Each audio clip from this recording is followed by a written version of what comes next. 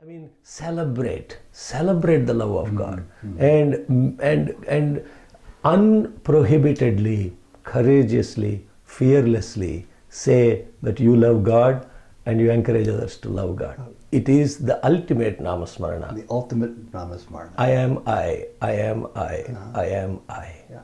It is an effort in the beginning, as Bhagavan says very beautifully. First you chant the mantra, then the mantra chants the mantra. The final step is the mantra is chanting you. Like Bhagavan says again, very simply and very profound, master the mind and become the mastermind. Right. What he's saying is, if mind is your tool, who is controlling you? Are you controlling the tool, or is the tool controlling you? Do you have any goals that you would like to strive for spiritually? Honestly, it's all His will. Thy will be done. He, whatever is this instrument is useful for, that is the power of that intention is already destined. He is an outspoken follower of holy man Sri Sathya Sai Baba. Dr. Sekhar Boddupalli of Sacramento, California is a biochemist. And as hard as he works at his career, he works even harder, helping others to better understand their truest identity, their divine identity. Welcome to Souljourns. This interview, part 2, was recorded in San Diego, California in December of 2014. Actually, in Gita Vahini, Swami says it very powerfully. The only sadhana that a human being has to do is to constantly have his name on the tongue. And there is beautiful metaphors Swami gives related to this. For example, he quotes Saint Tulsidas, and he says, in the olden days, they would put a lamp at the doorstep of the house when they didn't have electricity and electrical lamps. There will be a lamp in the house, and there is a lamp at the doorstep of the house. The point of having this lamp at the doorstep of the house is to watch what creatures are coming in that are undesirable into the house. If you imagine that your body is this home and there is a lamp in your heart, you also need a lamp on the doorstep of your house, which is the tongue, so that you are paying attention to what creatures are coming into your system. Never heard it explained that way before. Because we are imbibing things through our senses, through our seeing, through our hearing, through our speaking, through our smelling, through our touching, and to our tasting. So many different sensual aspects are actually, the mind is following these senses. The only job description of the mind is to follow these senses. That's all it does. But how does a good follower maintain the conscious awareness of that practice? We get distracted so easily, so frequently, away from that. How difficult or easy is it for someone to bring their attention back to that? How easy or difficult it is for us to keep breathing? Well, we have a lot at stake if we choose to stop breathing, don't we? Are we breathing consciously or unconsciously? Unconsciously. So once we start practicing the namasmarana, along with the rhythm of your breath, which is happening all the time and most of the time without our own awareness, if you tie this chanting of the name to the rhythm of our breath, it happens all the time.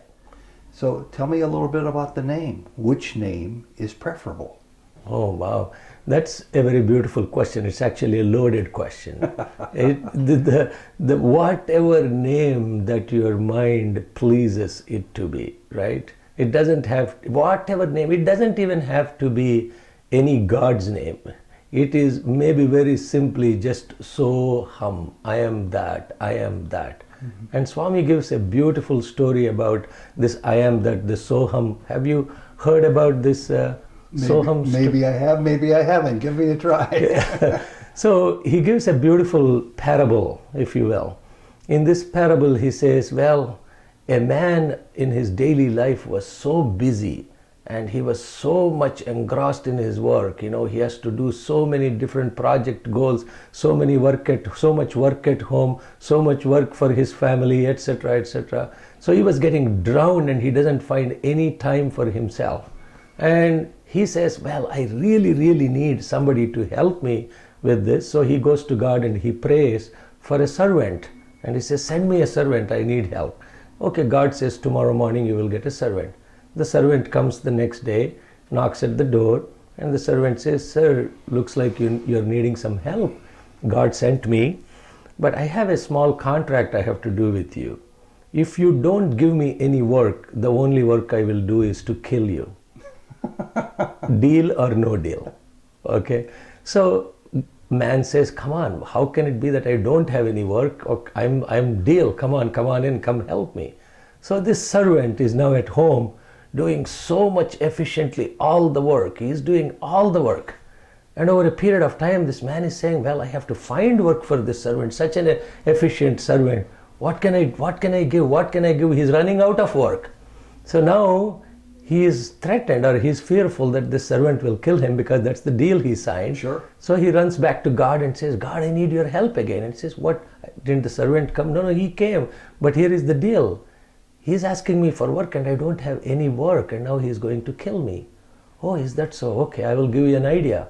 You put a big pole in your backyard and ask the servant to go up the pole. When he's up the pole, ask him to come down the pole. When he's down the pole, ask him to go up the pole. Keep him busy. Keep him busy. So in this parable that Swami is giving us, it's a very powerful parable.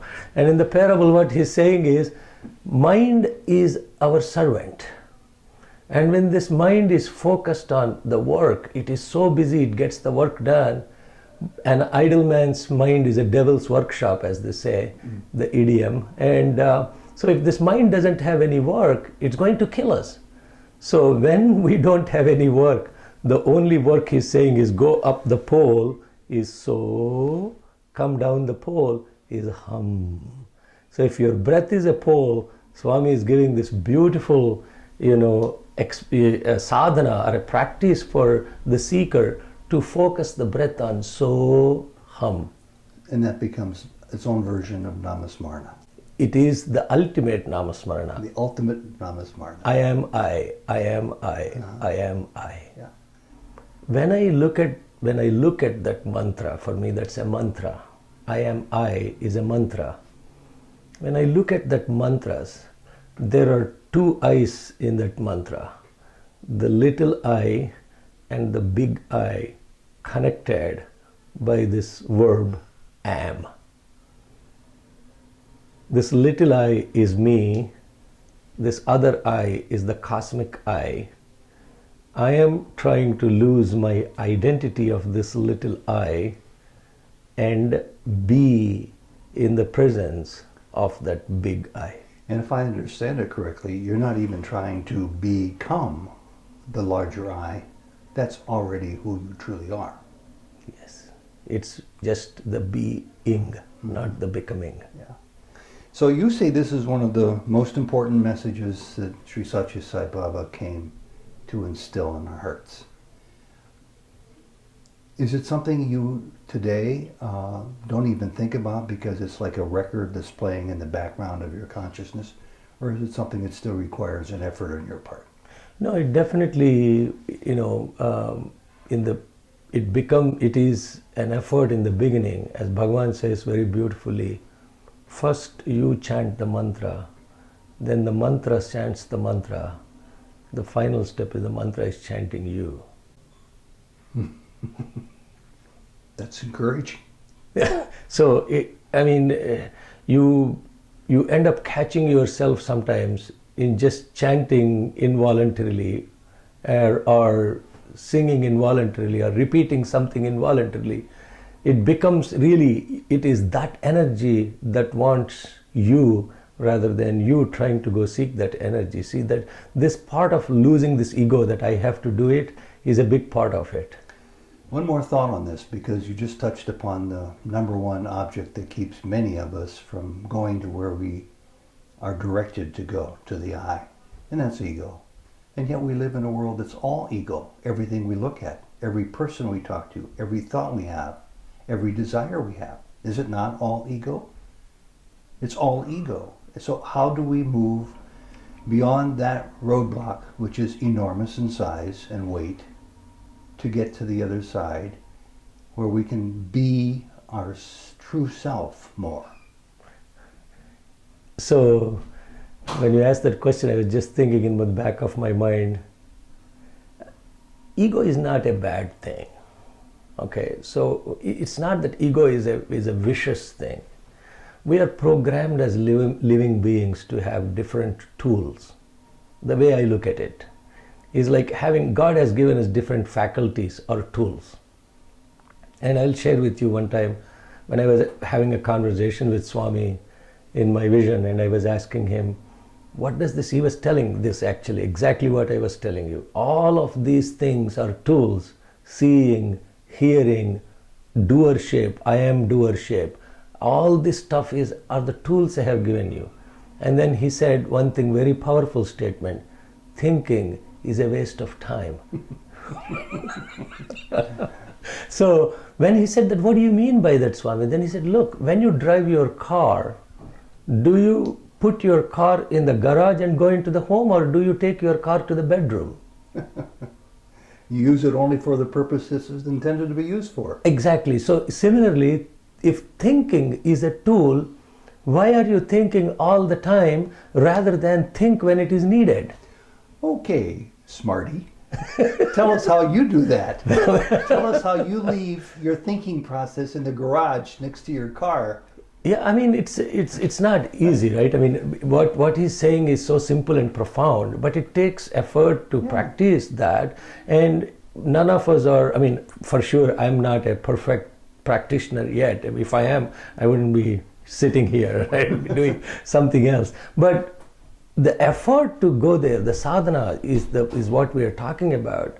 Is if we put a conscious effort over a period of time, then we begin to realize the power of what we are actually doing is that there is suddenly so much energy available. There is suddenly so much space available, because you are keeping that energy stored for you in different places, and you access it when you need it, rather than trying to get possessed by the tool. Today, I mean, I am possessed by the tool. The mind is actually possessing me, rather than, like Bhagavan says again, very simply and very profound, master the mind and become the mastermind. Right. What he's saying is, if mind is your tool, who is controlling you? Are you controlling the tool, or is the tool controlling you? You gave it too much latitude, too much of a leash. Exactly. It's pulling you. It's pulling you. And so when he is actually given this beautiful message to the whole world, his very first and very profound message, Manasa Bhajare Guru Charanam, Dustara Bhavasagara Taranam. O mind, seek refuge in the feet of the Lord, so that you will be able to cross across this ocean of life. And this ocean of life that he's talking about is every thought that is coming and bombarding us. And this is the waves that are continuously getting bombarded by.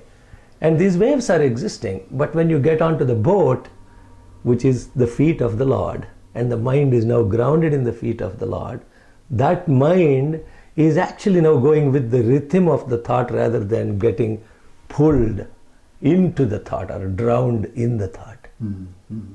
So that, I mean, I consciously take these messages from Bhagavan, and he is, I mean, I don't even know how to explain.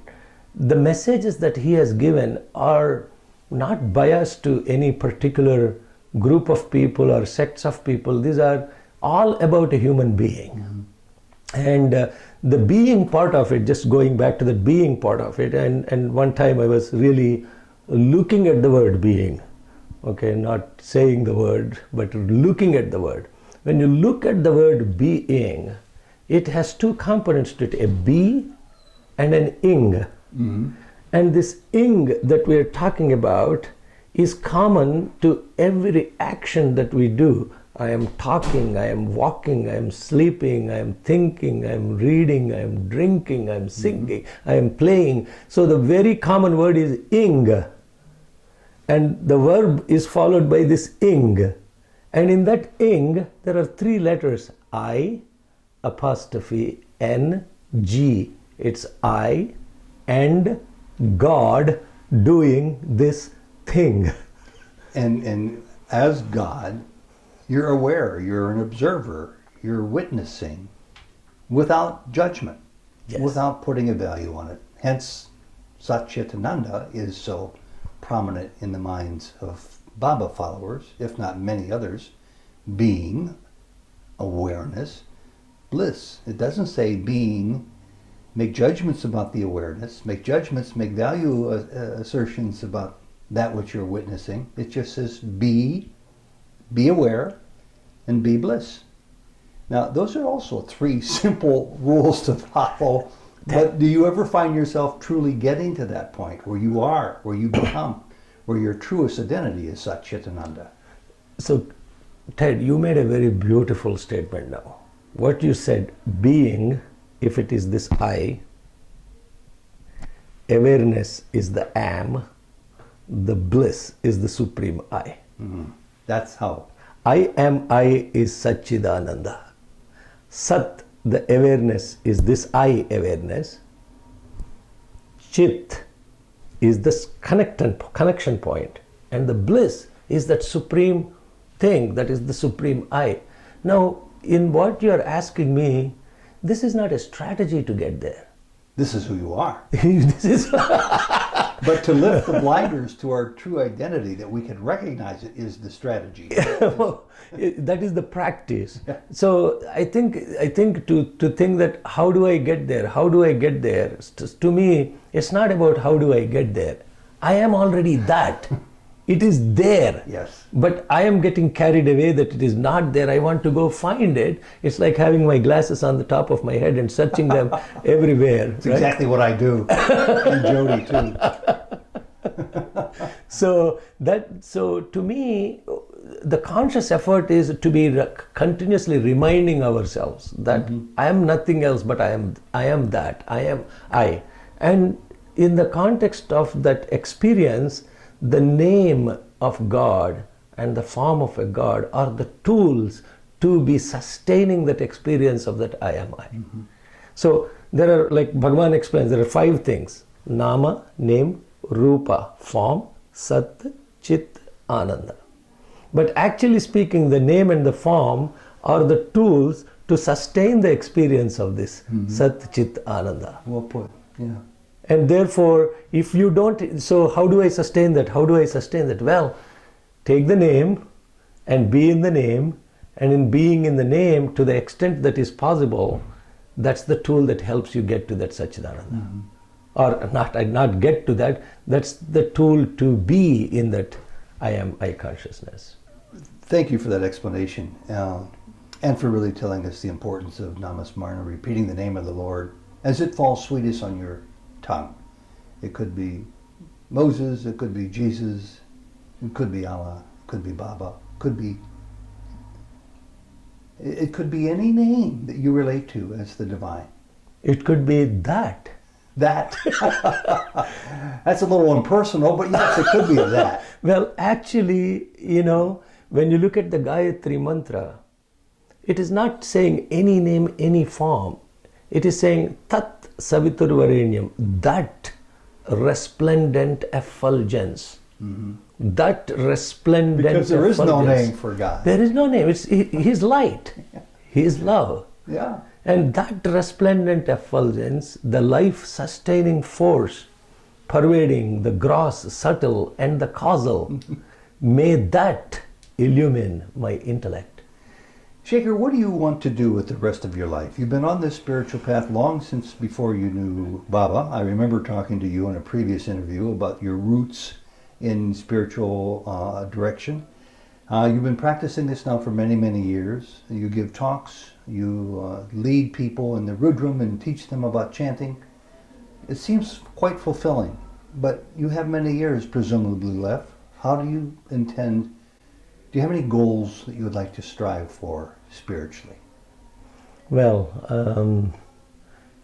I'm not saying this with a chip on my shoulder, but honestly, it's all His will. Thy will be done. Whatever is this instrument is useful for, that is the power of that intention is already destined. But you discern His will. How? On any day you might awaken, there's a tug to go in the east, a tug from somebody in the north and a tug from somebody who lives in the west. Which do you discern to do if they're all spiritual? When you give the keys of the car to the driver, I don't want to do backseat driving. So wherever somebody pulls you, that's where you are. And absolutely he does. I mean, I'm not saying this. Every time I go give a satsang or I'm part of a satsang, I never prepare for any satsang. And this is 100% truth. And it is his devotees. I am fortunate to be an instrument to be played in the hands of him. And he knows what to play.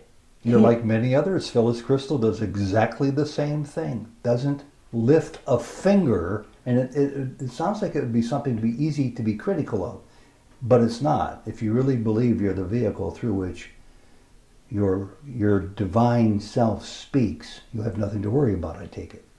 And he does. And I mean, as I was explaining to you, I never learned Vedas with a physical master, a physical guru. I've never went and sought for that. When he found this instrument is of use to some of his work, he said, "You do my work, Bangaru, I will take care of the rest." And then I asked him, but Swami, you're asking me to tell the meaning. I had no idea, I have never learnt any of this stuff and I don't know what the meaning of is. And then he said, don't make your head a book, but instead keep it on my feet and I will give you whatever is required whenever is required. He would always say, instead of information, it's transformation that really is the important quality. So if you don't stuff your own head full of what you believe to be the proper teachings, the teachings will come to you naturally, is what I think I hear you saying. And he is absolutely 150% lives to his promise. And I have always have that faith in Bhagavan that he is the one that is actually, and sometimes the messages could be conflicting, but we can't get carried away by that, because he is using, the beautiful way of his teaching is he will give you a little bit, tiny bit here, little bit, tiny bit here, little bit, tiny bit. You have no clue what he is doing. But as you play with him, as you allow him to play with you, you begin to realize that, oh my God, suddenly everything is coming together so profoundly. And innumerable number of times when I was I wouldn't even say I was contemplating, I was focused and looking at these mantras, not chanting the mantra, but looking at the mantra, looking at the energy of the mantra, the vibration of the mantra. It reveals something that we have never even, now whatever is not even written in books, because what it is written in the books is somebody else's thought process. And God knows which being at what point of time requires. And their state of mind at the time. Exactly. Yeah. Exactly. So again, to go back to your question and asking, what do I have to do? Well, whatever he is wanting this instrument. The poem he wrote for the students one time, "O Lord, yes, take my love and let it flow in fullness of devotion to thee. Powerful. Take my hands and let them work incessantly for thee." Yeah. In fact, I told Swami, why I should tell you to take, they're already yours. They're already yours. You don't have to go looking for your true self, for your true mission, for your true gifts. Yes. A philosophical question, because I like to ask those every once in a while. This is the Satya Yuga. We're supposed to be entering soon the period of golden age of enlightenment. And yet, from a journalist's perspective, the world seems to be arguably in the worst place I've seen it in many, many years. And I look around me as a journalist and see that the spiritual followers, who are considerable, are quickly being matched in number, or so it seems, around the world, by non-believers. There are more agnostics today, I think I've read, and many more atheists. Whole countries are turning away from God in record numbers. How do those two coexist? That we're supposed to be entering the golden age at the same time the emphasis on spirituality plummets. So, my perspective on this. When there is a lot more light in the room, you will be noticing a lot of cockroaches and ants and mites and all that stuff.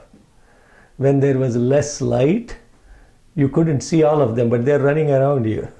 They're there anyway. Because of there is more light now on this earth, we are able to notice it a lot more.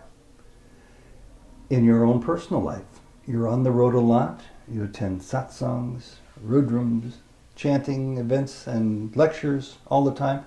Surely your coworkers, your friends, your acquaintances must wonder, what's with Shekar? What is he up to all the time? Why is he such a believer in something that I can't share myself, they might say. I don't know if anybody ever asks you about that, but what would you respond to them? Well, I've not been asked that question. I mean, but people say that one of the common questions I get is, where do you get so much energy from? I mean, when do you actually do your job? Those are the two common questions that I get. Then I basically, my perspective about it and the way I look at it is, I can't be separating my personal life from the Sai life to some other life, etc. For me, they're all integrated, one. Oh, that's beautiful. There is no dichotomy of it. I'm dedicating some time to Sai Baba. I'm dedicating some time to my work. I mean, my work is Sai Baba's work. What I do in my daily life is his work. And so there is nothing that is separated. And when things are integrated at both physical, metaphysical, and spiritual level, life is actually more peaceful. P-E-A-C-E. But if we try to separate them, they're peaceful. P-I-A-C-E. Well, an emerging question that's interesting to me about where are the Sai youth today. I see them at events like this, but I don't see them in the numbers they used to be. And I can only imagine that there's so many distractions pulling people in too many directions for them to be as involved as they once were. Well, let's say, the physical presence of Bhagavan, or quote-unquote lack of physical presence of Bhagavan, had an impact on, several devotees and including youth. In my personal observation, I live in the California Bay Area. The youth there are absolutely 150% engaged in love and service. No question about that. And you see the gems of, in San Diego, Sai Santosh. Yes. When does this guy actually find the time to go do all that service he's doing, right? His life is service. He told me, what did he say? He told me 2 nights ago, Ted, I'm a Sevadal. And he really meant it. He means 24/7. It's a way of living. It's absolutely a way of living. So quantity, quality, maybe perhaps what has happened is the quality of who really want to believe in the love and service of Sai Baba are still engaged in that love, devotion and service, absolutely. The numbers were there, but really the numbers game is irrelevant. It is. Because like Swami says, why, barrels of donkey milk, a spoonful of cow milk is what we require. And so I definitely see the youth I interact with, they are incredible inspiration for me. The youth in Bay Area, they have grown actually. They have grown because they're taking service projects that are pulling the different youth to come together. Well, that's great, and I'm making it my duty these days to try to reach out and interview more and more of them so that others who might be on the path but sort of fledgling in their commitment or understanding can become inspired by the work of the Sai Santoshis of the world. And there are many around the world. And I also feel we as adults have to do our best part in making it more relevant and meaningful for them. And the reason why, hundreds or thousands of youth have learned the Rudram across the world and their chanting is because of the clarion call of Bhagavan Sri Sat Sai Baba. But in the context of what role should we play as adults is to actually encourage them, engage them, no paralysis analysis. Go with the energy that the youth wants to embark on rather than us trying to police it, rather than trying to second guess it, but tell them no, this would distract Sai devotees. No, it doesn't. Sai is a universal phenomenon. Nothing is going to distract or attract anybody to Sai.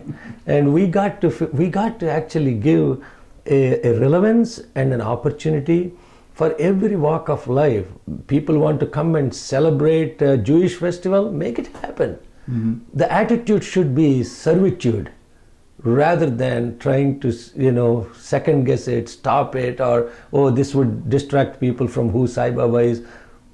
Who in the world has the capacity to understand who Sai Baba is? I appreciate your clarity. It's greatly appreciated and understood. So the last point is yours, if you care to make one. Is there something that, whether, I know today Jody and I are both looking forward to hearing your expanded talk on Namasmarna and to be present for your Rudram, your chanting, and your instructing all of us further. So those are big on your mind right now. But is there any other issue that you'd like to just take a moment and talk about on your spiritual path? Yeah, so one of the powerful inspiration for me from inside, from Bhagavan, is love, devotion. Devotion is love, and love is also expressed as service. These two are two wings with which we are flying. We are going to fly into the destiny of I am I. So without service and without devotion, which is love for God, these two are very critical aspects of our expanded awareness and consciousness. And for me, my personal journey, as you were asking, is more in the context of how do we actually raise this mass awareness in the context of being part of that expanded consciousness and awareness of love towards God. Because physical service has its limitation. It helps the person that is serving, but the person that is being served also is an instrument God has given you to serve. But the point of mass awareness is about love for God. And today I see that there is a huge opportunity of giving that awareness or building that awareness. So anything that we do in the context of bringing together people to love God's name, His glory, His story. It doesn't have to be Sai Baba.